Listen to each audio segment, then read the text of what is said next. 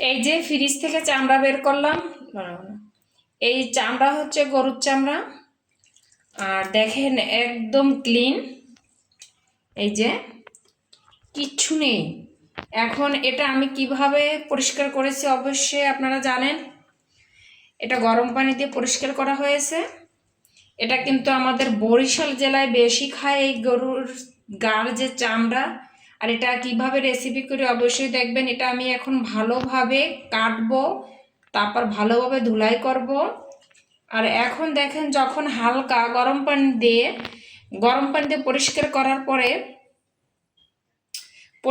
করার পরে হালকা থাকবে, তখন আপনারা এরকম ব্লেড দিয়ে ছেঁচে নেবেন।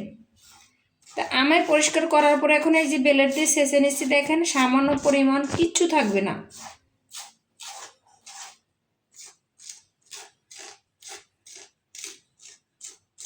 নতুন ব্লেড লাগবে। তাহলে আমার ভিডিওর সঙ্গে থাকুন আপনারা সবাই। এই যে ভুঁড়ি বলছি, চামড়াগুলো পরিষ্কার করে দেখেন যে কতটা কষ্ট করা লাগে। ছোট ছোট কাটলাম। দেখেন এই পিঠ কিন্তু ভালোভাবে কাটতে হবে। তারপর এদিকে দেখেন যে এইভাবে আপনার ভালোভাবে ওই পিঠ পরিষ্কার করতে হবে। তারপর গরম পানি দিয়ে এরপরে ধুলাই করতে হবে। এই পিঠ ভালোভাবে কাটার পরে আপনার ছোট ছোট কুচি কুচি করে কাটবেন। এরপরে গরম পানি দিয়ে ধুলাই করবেন। এই যে আমার এই দেখেন অনেকগুলো হয়েছে, আমি সবগুলো কেটে নেব।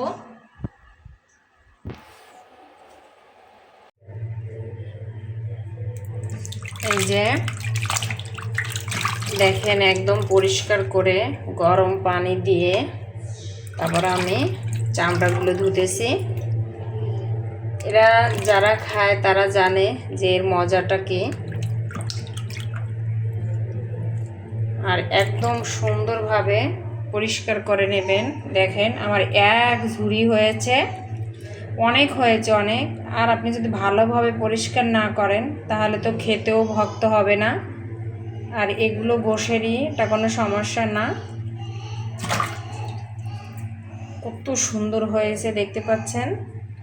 আর এগুলো কিভাবে রান্না করে তাও অবশ্যই আপনাদের দেখাবো। এখন আমি এখানে পানি ঝরানোর জন্য রেখে দিচ্ছি। এখানে পানি ঝরাবো। কত সুন্দর পরিষ্কার হয়েছে দেখেন। ধুয়ে কাইটা যখন ছোট ছোট করে কাটলাম তখন হালকা লবণ হলুদ দিয়ে জাল করেছি। এখন জাল করার পরে এটা আমি এবার প্রেসার কুকারে দিয়ে দিছি অর্ধেক। প্রেসার কুকারে আমি গোশের মতন সেদ্ধ করে নেব, তারপর এটা রান্না করব। এই যে আমার চামড়া রান্নাটা কিন্তু কমপ্লিট। আর এটা আপনাদের দেখাইতে পারিনি, দুঃখিত আমি। আর দেখানোর কি আছে, এটা হচ্ছে আমরা সব কিছু গোশ রান্না করি যেভাবে, ঠিক সেইভাবেই রান্না করতে হবে। দেখেন কত টেস্ট হবে, কত মজা। আপনার আদা বাটা, রসুন বাটা, পেঁয়াজ বাটা, কাঁচা জিরা এগুলো দিয়ে তারপরে যে কষিয়ে গোশ যেভাবে আমরা রান্না করি ঠিক সেইভাবেই রান্না করতে হবে। তারপর দেখেন এই যে রান্না করছি। আর সাথে যদি পরোটা হয় তাহলে তো কোনো কথাই নেই। তাহলে আপনারা বরিশাল আমাদের যারা যে আছে অবশ্যই কমেন্টে জানাবেন যে এই চামড়াটা খেতে আসলে কেমন লাগে। ভালো থাকবেন সবাই, আল্লাহ হাফেজ।